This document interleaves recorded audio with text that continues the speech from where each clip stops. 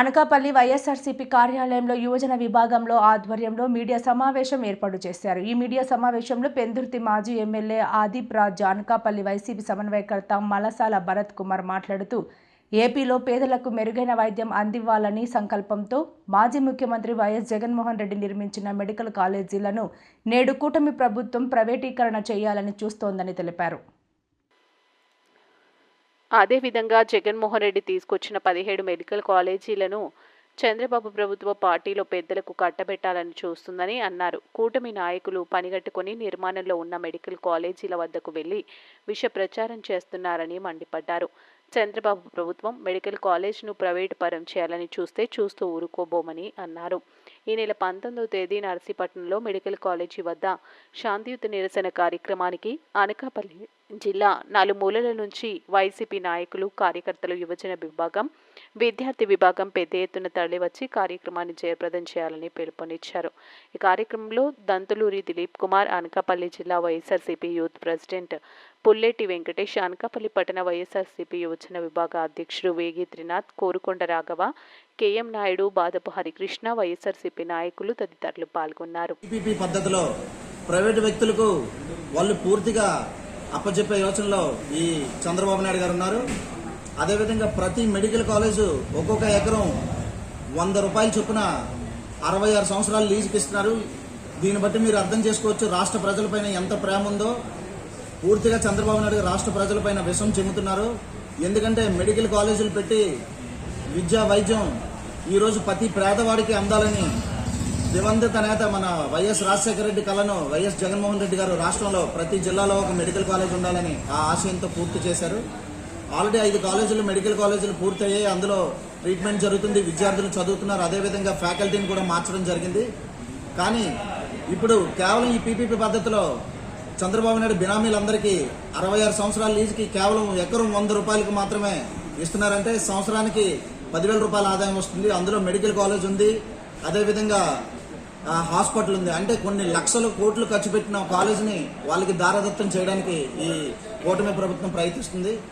మేము ఈ విద్యార్థి విభాగం నుంచి, అదేవిధంగా యువజన విభాగం నుంచి శుక్రవారం నాడు 9వ తారీఖున నర్సీపట్నం కాలేజ్ దగ్గర శాంతియుతంగా నిరసన చేస్తున్నాం. అదేవిధంగా రాష్ట్రంలో ఉన్న యువత అందరూ మాకు మద్దతుగా రండి. ఎందుకంటే మీ భావి భారతరాలు మీ భవిష్యత్తు బాగుండాలంటే మెడికల్ కాలేజీలు ఉండాలి. ప్రతి పేదవాడికి నాణ్యమైన వైద్యం అందాలి. ప్రతి పేదవాడు ఉన్నత చదువులు చదువుకోవాలని జగన్మోహన్ రెడ్డి గారి కళ నెరవేరాలని ఈ మీడియా ముఖ్యంగా చెప్తున్నాం. జై జగన్. మరి యువజన విభాగం ముఖ్యంగా అది విద్యార్థి విభాగం, వైఎస్ఆర్ కాంగ్రెస్ పార్టీ కార్యకర్తలు మన నర్సీపట్నం సమన్వయకర్త గణేష్ గారు ఆధ్వర్యంలో అక్కడ జరిగేటటువంటి కార్యక్రమాన్ని విజయవంతం చేయవలసిందిగా అందరినీ కూడా మరి కోరడం జరుగుతుంది. ఇప్పుడే చెప్పినట్టుగా 1923 సంవత్సరం నుంచి 2019 సంవత్సరం జగన్మోహన్ రెడ్డి గారు వచ్చేంత వరకు ఈ రాష్ట్రంలో ఉన్నటువంటి మెడికల్ కాలేజీల సంఖ్య కేవలం 12 మాత్రమే. అంటే 1923 నుంచి 2019 వరకు అనేక ప్రభుత్వాలు మారినప్పుడు కూడా ఎవరూ చేయనటువంటి విధంగా మరి జగన్మోహన్ రెడ్డి గారు 17 మెడికల్ కాలేజీలు మరి రాష్ట్రంలో నిర్మించడం అన్నటువంటి చరిత్రలో నిలిచిపోయింది.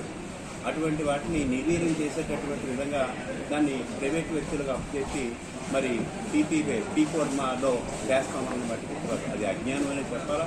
ఏదైనా అడ్మిట్ స్టార్ట్ అయ్యి ఇవాళ అనేక మంది డాక్టర్లుగా చదువుకొని పైకి వచ్చేటటువంటి పరిస్థితిని ఇవాళ కూటమి ప్రభుత్వం చూట్లు పొడుస్తున్న దాన్ని వ్యతిరేకిస్తూ ఈ కార్యక్రమాన్ని విజయవంతం చేయడానికి ప్రతి ఒక్కరు కూడా పాల్గొని జయప్రదం చేయాలని మరి మీ ద్వారా అవన్నీ కోవడం జరుగుతుంది. Thank you. ఏదైతే దివంగత మాజీ ముఖ్యమంత్రి వర్యులు డాక్టర్ వైఎస్ రాజశేఖర రెడ్డి గారు కానివ్వండి, ఆ తర్వాత మాజీ ముఖ్యమంత్రి వర్యులు గౌరవనీయులు జగన్మోహన్ రెడ్డి గారు కానివ్వండి,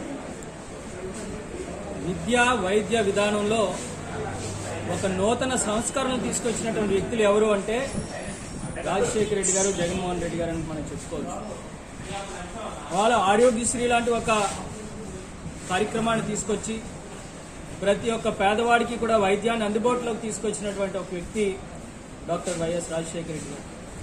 అదేవిధంగా ఫీజు రియంబర్స్మెంట్ ద్వారా కొన్ని లక్షల మందిని డాక్టర్లుగా ఇంజనీర్లుగా చేసినటువంటి వ్యక్తి రాజశేఖర రెడ్డి.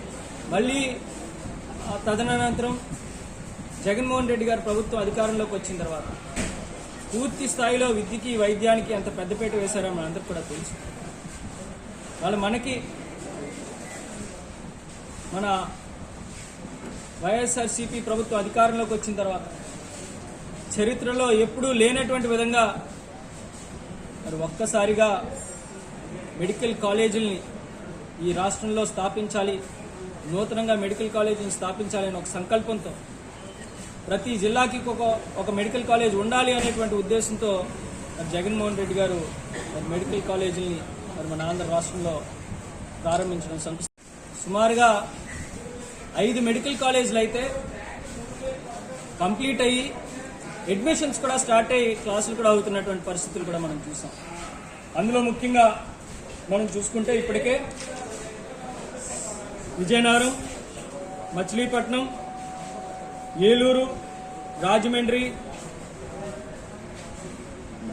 నంద్యాల, అదేవిధంగా పాడేరు, ఇవన్నీ కూడా ఇప్పటికే పూర్తి స్థాయిలో మరి క్లాసెస్ కూడా స్టార్ట్ అయిన సందర్భాలు కూడా మనం చూస్తాం.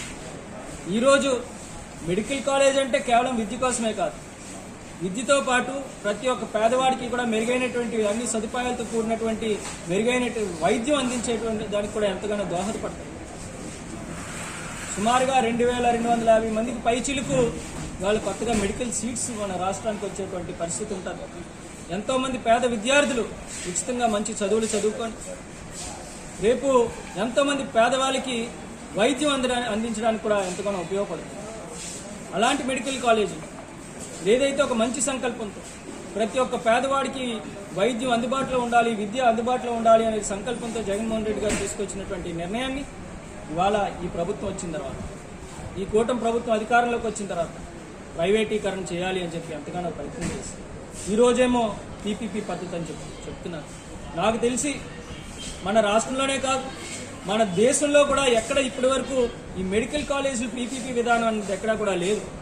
ఇవాళ కొత్తగా ఇవాళ చంద్రబాబు నాయుడు గారి పరిస్థితి తీసుకొస్తుంది. వాళ్ళు ఏమేనంటే ఎక్కడైతే మరి స్లాబ్ లెవెల్ వరకు అయ్యాయో సెకండ్ ఫేజ్లో ఉన్నటువంటి మెడికల్ కాలేజీల దగ్గరికి వెళ్ళి వీటి పరిస్థితి అని చూపిస్తున్నారు. కానీ మీకు ధైర్యం ఉంటే, మీకు నిజంగా చిత్తశుద్ధి ఉంటే ఇవాళ మీరు విజయనగరం కానీ, ఏలూరు కానీ, అంటే పాడేరు కానీ వచ్చి మీరు చూపించగలరా? అక్కడికి వచ్చేటువంటి ధైర్యం లేదు. వీళ్ళు అసలు మెడికల్ కాలేజీ పరిస్థితి అనేటువంటి విధంగా మీకున్నటువంటి అనుకూల మీడియాలో ఇవాళ ప్రజల్ని తప్పుదోవ పెట్టించేటువంటి కార్యక్రమం చేస్తున్నారు. దీనికి సంబంధించి మరి గౌరవ మాజీ ముఖ్యమంత్రి వర్యులు జగన్మోహన్ రెడ్డి గారి ఆదేశాల మేరకు రేపు 19వ తారీఖున రాష్ట్ర వ్యాప్తంగా మరి ఏవైతే నిర్మితమైనటువంటి కొత్త మెడికల్ కాలేజీలు అన్నింటి దగ్గరికి కూడా మరి పెద్ద ఎత్తున వైఎస్ఆర్ కాంగ్రెస్ పార్టీ యువజన విభాగం మరియు విద్యార్థి విభాగం తరఫున మరి వెళ్లి వాటిని సందర్శించి అక్కడ ఉన్నటువంటి పరిస్థితుల్ని మీడియా ద్వారా ప్రజలకు తెలియజేసేటువంటి విధంగా ఒక కార్యక్రమానికి పిలుపునివ్వడం జరిగింది. దీనికోసమని మరి ఏదైతే రేపు ఈ ఉత్తరాంధ్రకు సంబంధించినటువంటి అన్ని ప్రాంతాల్లోని కూడా ముఖ్యంగా విజయనగరం అలాగే శ్రీకాకుళం వాళ్ళు వెళ్ళి మన్యం జిల్లాలో వాళ్ళు పాల్గొంటారు. ఇక్కడ అనకాపల్లి జిల్లాకు సంబంధించినటువంటి 7 నియోజకవర్గాల నుంచి ఉన్నటువంటి సమన్వయకర్తలు, అదేవిధంగా విద్యార్థి యోజన విభాగం అధ్యక్షులు, మండల యోజన విభాగం అధ్యక్షులు, నియోజకవర్గ స్థాయి నుంచి యోజన విభాగం తరఫున ఎవరైతే ఉన్నారో అందరూ కూడా నర్సీపట్నంలో మరి ఏదైతే కంప్లీట్ అవుతుందో ఆ స్థాయిలో ఆగినటువంటి ఆ మెడికల్ కాలేజ్ దగ్గరికి వెళ్ళి మరి ప్రతి ఒక్కరూ కూడా అక్కడ ఉన్నటువంటి పరిస్థితులు ఎంతవరకు కంప్లీట్ అయింది మన ప్రభుత్వం వచ్చిన తర్వాత ఎందుకు దాని మీద ఒక ఇటుకు కూడా పెట్టలేకపోయారనేటువంటి వాస్తవాలు కూడా ప్రజలకు తెలియజేసేటువంటి విధంగా ఈ కార్యక్రమం జరుగుతుంది. కాబట్టి పెద్ద ఎత్తున అనకాపల్లి పార్లమెంట్లో ఉన్నటువంటి యోజన విద్యార్థి విభాగాలకు సంబంధించిన సభ్యులు కానీ మరి పెద్దల సమన్వయకర్తలు కానీ వాళ్ళ అనుచరులతో మరి పెద్ద ఎత్తున వెళ్ళి ఆ కార్యక్రమాన్ని కూడా పూర్తి స్థాయిలో ప్రజలకు వాస్తవాలు వివరించేటువంటి విధంగా ప్రతి ఒక్కరు సహకరిస్తారని చెప్పి మనస్ఫూర్తిగా కోరుకుంటూ మరి ఏదైతే ఎల్లుండు మరొకసారి చెప్తున్నాను 19వ తారీఖున మరి ఉదయం 10 గంటల కల్లా నర్సీపట్నంలో మరి అక్కడ సమన్వయకర్త గణేష్ గారు కూడా ఉంటారు. అదేవిధంగా మరి జిల్లా యువజన విభాగం మరియు విద్యార్థి విభాగం అధ్యక్షులు, అదే రకంగా అక్కడ ఉన్నటువంటి ప్రాంతంలో ఉన్నటువంటి వాళ్ళందరూ కూడా పాల్గొంటారు. నేను అదే రోజున పాడేరులో ఉన్నటువంటి మెడికల్ కాలేజ్ దగ్గర నేను కూడా డైరెక్ట్ వెళ్ళి అక్కడ పాల్గొనడం జరుగుతుందని చెప్పి తెలియజేసుకుంటూ మరి దీన్ని విజయవంతం చేయాలని చెప్పి ప్రతి ఒక్కరికి కూడా పేరు పేరున పిలుపునిస్తుంది. యువజన విభాగం అధ్యక్షుడండి వేయికున్నదండి నా పేరు. రాష్ట్రంలో ఎంత అన్యాయమైన పరిపాలన జరుగుతుందంటే కూటమి పరిపాలన. వీళ్ళు వచ్చిన తర్వాత ఏం చేశారంటే ఈ సంవత్సరాల నుంచి పిల్లలకు పనిచేసే మెడికల్ కాలేజ్ 17 మెడికల్ కాలేజీలు వారిని ప్రైవేటీకరణ చేస్తారంటున్నారు. అదే కాకుండా వీళ్ళు ఏం చేశారంటే కూటమి అంటే అందరూ డబ్బుండవాలి. వీళ్ళు చేసే పని ఏంటంటే కొండలు తవ్వడం, ఇసుక మాఫియా, ఈ మాఫియా పనికి వస్తుంది. కానీ వీళ్ళు ప్రజలకు పనిచేసేది ఏమీ లేదు. వీళ్ళు సూపర్ 6 పథకాలు అంటారు. ఏ పథకం ఇచ్చినా కూడా 30%, 40% ఇచ్చి పథకాలన్నీ కంప్లీట్ అంటారు. వీళ్ళు చేసిన పని ఏంటంటే దోసుకోవడం, దాచుకోవడం. చంద్రబాబు నాయుడుకి ఎంత అనుభవం చంద్రబాబు నాయుడు కూడా పిల్లలకి భవిష్యత్తు పనికొచ్చేది వీళ్ళు ముందుకు తీసుకెళ్తాను. హైటెక్ సిటీ ఇవన్నీ చెప్తారు. హైటెక్ తరం మొత్తం అన్ని చెప్పిన వ్యక్తి ఈ రోజు ఏపీకి రాబోతుకి ఎంత అన్యాయంగా బిహేవ్ చేస్తున్నాడంటే ఇతని గురించి ఏమనుకోవాలి. మీకు ఒకటి జనాలే మీకు బుద్ధి చెప్పిన రోజు వస్తుంది, కంపల్సరీ మీరు రాసుకుంటారు.